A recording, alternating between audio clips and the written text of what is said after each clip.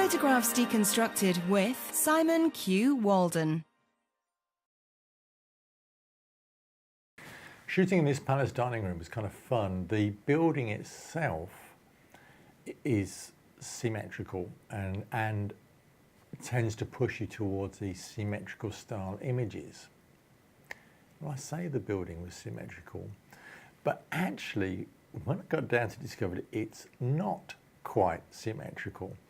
You can see there that the roof is actually about a foot slightly to the right compared to the symmetry of the back wall. That sort of thing is very distressing to photographers, and once you've seen it, it really bugs you. And in fact, what happened was, I don't know why in the construction of this thing, it was constructed as essentially a symmetrical space, but they kind of like had to lop off a foot of one side so that it adjusted everything to make the fact that it wasn't symmetrical anymore. Very peculiar. But anyway, I had to choose which bit I was going to compromise with. Was I going to keep the chandelier central, or was I going to keep the table and the pillars behind central?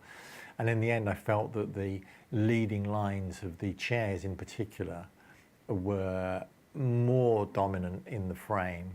And so I went for a symmetrical view down the table and chairs, but I've slightly compensated by just letting a little bit of the right-hand side come in to try and bring the chandelier back a little bit more central. Now, it's still not perfectly central in the frame, but that was my compromise approach to balance those two elements.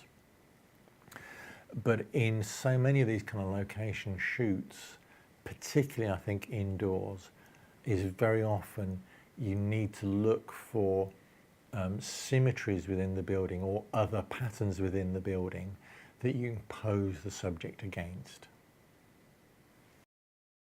To find out more, go to FilmPhotoAcademy.com. Subscribe now for regular updates.